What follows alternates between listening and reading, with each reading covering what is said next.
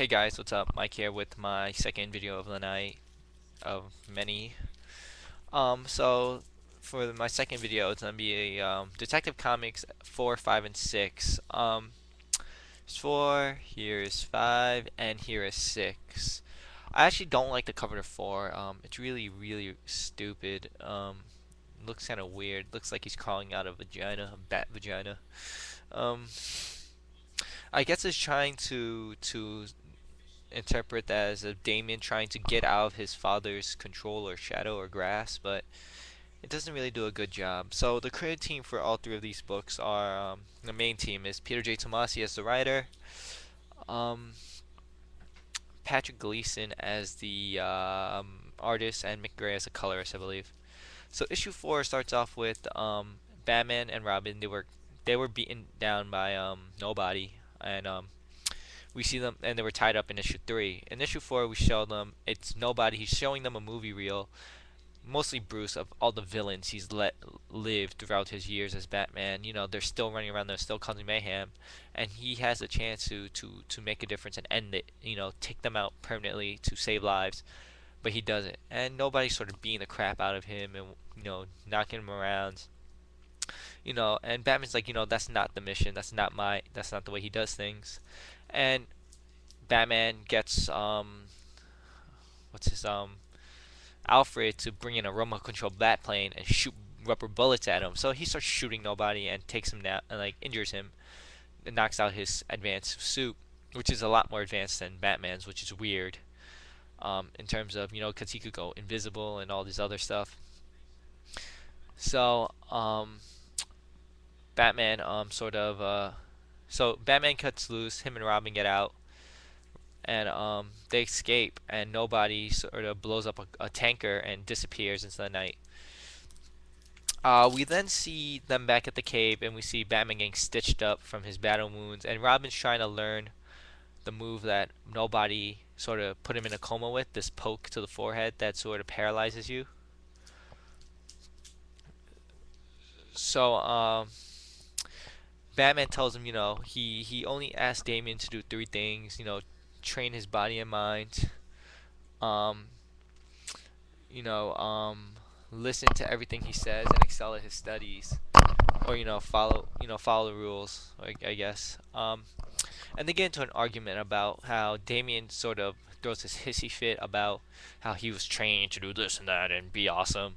And Batman's like, "You're 10 years old, you're a child, and you're his son, so you can't really use that excuse. You're still a child. You have to listen."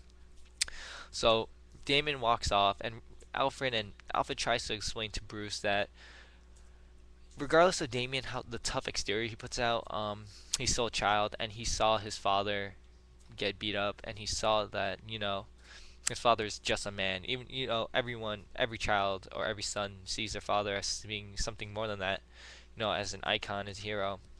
And Damien, saw that, regardless of his dad being Batman, he's still just a man under the suit. He doesn't. And Alfred explains, you don't wear an S on your chest, you don't wear a green ring and fly around space, and you don't swim under the water with seahorses and magical fishies and stuff. And there's a time where everyone reaches their end, and Batman is no exception. So Damien goes on a walk with the dog, who I'm calling Ace the Bat Hound. um, and this dog and Damien, they go visit Martha and Tom Swain's grave, and Damien sort of talks to him. Talks about how Bruce is stubborn, and how there's always a light. There's a bunch of fireflies. It's actually an interesting scene, the way it's done.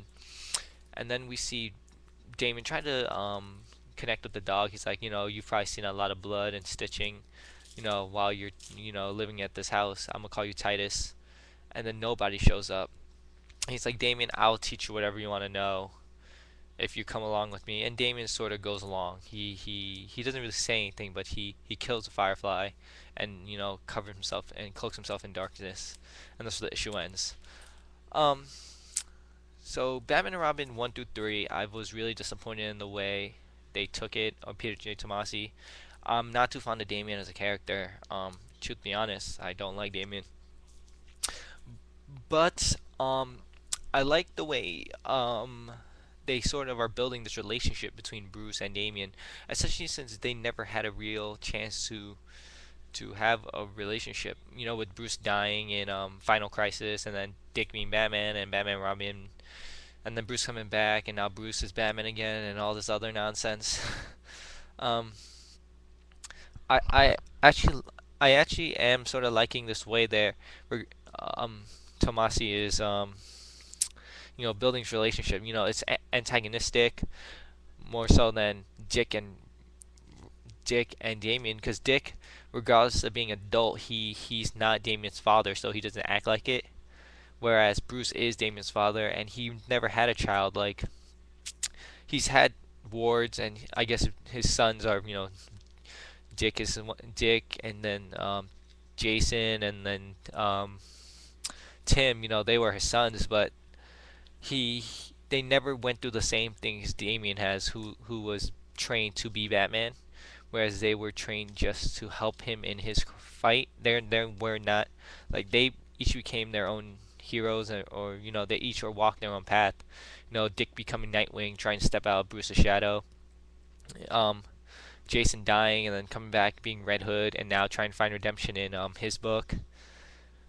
And with Tim, sort of, he being Robin, being the closest one to the detective, I guess. And out of all the Robins, I believe that Tim should inherit the role of Batman, just because he is the most like Bruce, in terms of that, detective mindset. And him being Red Robin now, even though the costume's ridiculous. So they all are walking their own path. And Bruce doesn't know what it is like to raise a son. Especially, this is his own flesh and blood. Like, Damien is his son through blood. Talia, his and Talia's son. So he really doesn't know how to raise a son, because he really didn't get raised by his parents. They died when he was a child. So he really hasn't experienced. He doesn't know how to equate raising a child to raising, because his childhood was so messed up, and Damien's isn't much better. Probably a lot worse. But all in all, I was thoroughly pleased with Batman and Robin #4, the way it started, and the character development. I wasn't fond of. I'm not too fond of the art. Patrick Gleason's art is a little bit weird for me. In terms of Bruce's costume, I don't like the way his cape is designed. It's like very tattered at the end. Like, it's weird. Sort of like Red Robin's like winged suit. Is very cut up and stuff. Um, and people just coming in. Don't knock on the door. Um, and with so outside the costume, Damien and Dick and Bruce look weird. I'm not too fond of the way they look. Other than that, solid issue. I'm gonna be giving it a 3.5 out of 5. It's pretty good compared to what Batman Robin's been putting out lately. I've always considered Batman Robin the weakest of the current of the Bat books that I buy. Like, the weakest of all the Bat books, I feel, is probably Dark Knight, Batman Dark Knight, whatever. I hate that book, like, with a passion, just because I don't like David Fincher's art. um, he draws weird, but I'm not too fond of that book. But so yeah, 3.5 out of 5. So, Detective Comics #5, not Detective, Batman Robin #5. It starts off in Wayne Manor. Bruce is outside walking, and he finds a note. It says, "I had to leave. The lie is over." Then Alfred finds something in Damien's room, and when they open it, it's a book of drawings, and Bruce looks inside, and he's like, Damien has been drawing these things since he got there, and Bruce throws it into a fire, and what you see is pictures of, like, villains dying, like getting chopped up and cut into pieces and killed, like his bloodthirsty, you know, like Bruce hasn't been listening to his son. He let his son, you know, slip away, and they find, so Alfred and Bruce see that, Robin is, or Damien has been keeping his rage and his hate and his bloodthirst curbed for such a long time in secret without telling them by like putting it to paper. And Bruce decides to go after him to get his son back. So then you see Nobody and Damien. They're in Gotham. Um, Damien tells Morgan Ducard that I haven't decided anything. That he hasn't decided anything. Um, that I'm just here as a test run. We're gonna see what you can do. That's better than Batman. So they all head out, and Bruce has cameras. He hacks into the cameras around Gotham to sort of find to find Damien, but Damien is trained to avoid all the cameras. So Bruce heads out in the Batmobile, and he starts beating up villains everywhere, trying to find a lead. And when he sort of finds one, he finds Damien's cape and hood. Um, uh,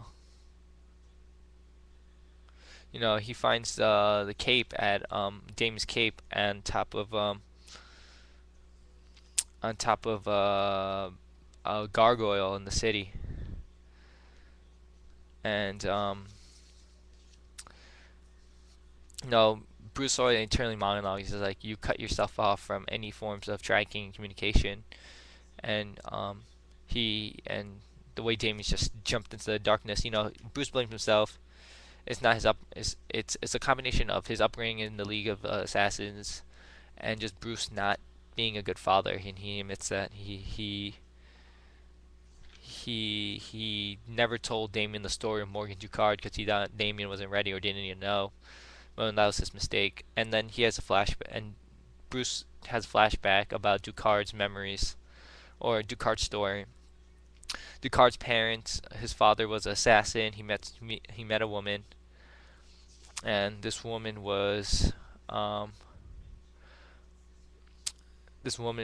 um, he meets a woman. This woman was supposed to kill Ducard's father, but they had a child who Ducard trained, and she gave up killing him. She was supposed to kill Ducard, and she promised Ducard. Morgan heard his mom try to promise to kill Henry, over the phone. Morgan kills her, and Henry starts to train Morgan in the ways of being an assassin and being a killer. And then Bruce admits that he was during his travels in Asia, he was looking for this man, trying to find him to train him, because Henry Ducard's one of the best, warriors in the world, and he could have learned so much as a stealth and combat and tactics. So they meet, and Bruce beats the crap out of Henry, just showing his skills, and Henry decides to take him on as a apprentice. You then see Morgan and Damien sneak into I guess an embassy, like a random embassy. Human, to get this human trafficker guy. They break in and they start beating the crap out of everyone. And they find this guy, and Morgan puts a gun in Damien's hand and tells him to take the shot. And that's where the issue ends. This issue, once again, it sort of builds off of what happened in 4 with the whole Damien, stepping into this dark path. So much like Jason, I guess. You could compare it a little bit to Jason. In terms of he's walking down a terrible path. When he has a chance to redeem himself, and Bruce admitting that he failed as a guardian, as a father. It really doesn't show anything new except a little backstory and history. Not much. There's a little bit of action from Bruce. There's a lot of dialogue, very heavy on the dialogue. But in terms of everything, it was a solid issue, building off of this whole idea of Damien and Bruce, and this violence building between them. And this cliffhanger ending was interesting to see because Damien is trained in combat and he is bloodthirsty and to see if he's gonna take the shot. Move my leg. But overall, good job, Peter J. Tomasi. You know, solid issue. Nothing spectacular, but nothing terrible. He's building these characters. Like I don't like Damien. I'm not gonna lie. This book doesn't make me more interested in Damien, but he does a good job, characterizing these people. So I'm gonna be giving Batman and Robin number four, number five actually. Um, Number five of three out of 3.5 actually. Nothing great. The same as last issue. Um, so on to six. I actually like the cover to six a lot.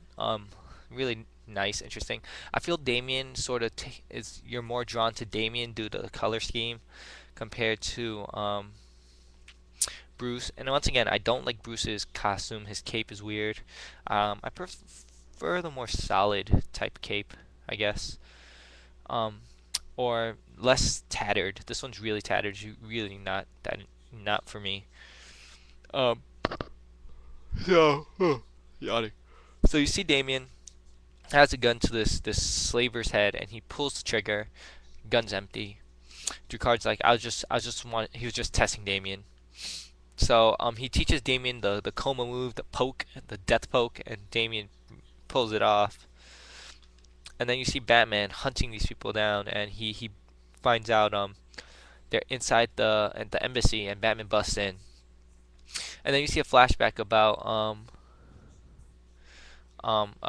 Batman's telling the story, I guess.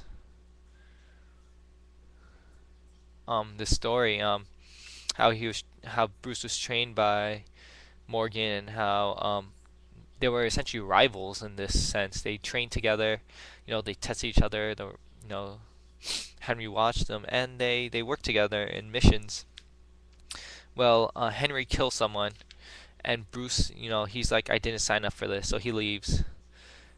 And Henry and Morgan decide that Bruce can't be let, like Bruce not gonna commit to the cause. You can't let them live, so they're gonna kill him. So Morgan tries to kill Bruce.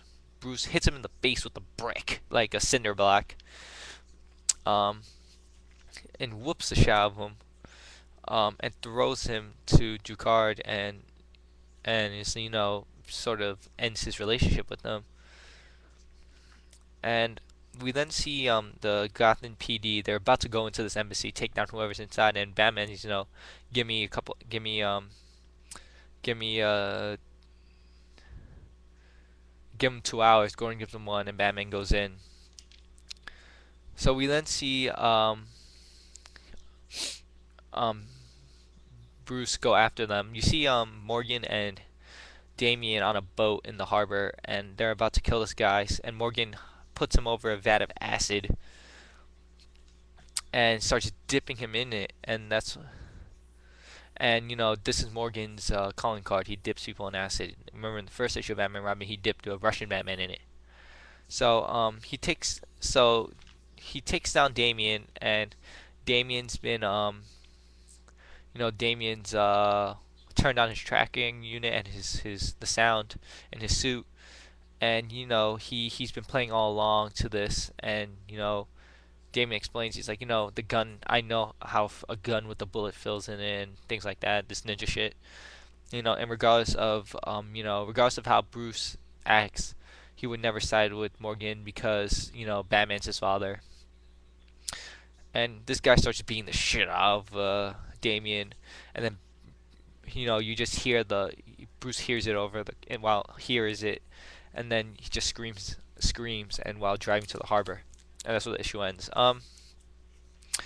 So the issue was okay, in all honesty. Um, of all the Batman books, like everyone holds, like even myself, you're gonna compare all the Batman books to not only the Detective Comics run that Scott Snyder did, but his current run on Batman, which has been crazy good. And it's hard for anyone to sort of compete with that because he's doing this whole mystery type thing, and I wish all the other Bat books did their own style like that. There's action, but this book did a pretty good job, I guess, on this issue. They advertised it as Batman versus Robin, but that didn't happen. I like the characterization once again. So keep saying it, characterization of the characters. Regardless of everything. Art throughout all the issues were solid. Nothing to complain about. Solid artwork coming out. Once again, I don't really like Damien or Bruce outside of costume, but in costume they're not too bad. Capes I don't like. Um, Other than that, not much to say about it. Really looking forward to how this arc lasts. Detective Comics are short. Probably Batman and Robin's that ended this issue 7, this arc, and Batman is gonna go on forever with this Court of Owls arc. It's already announced that it's gonna be like 9 issues long before they start another one. But I'm gonna give this issue another 3.5 out of 5. Nothing too terrible. Nothing standard. It's been holding the standard. Nothing terrible. Good job to Peter J. Tomasi and his team. So thanks for watching, guys. Batman's coming up, which I've actually been looking forward to. Maybe I'll take a break and do some Marvel. But other than that, not much to say. Thanks for watching. Enjoy your weekend, and let me know what you think about these books if you read them, I guess.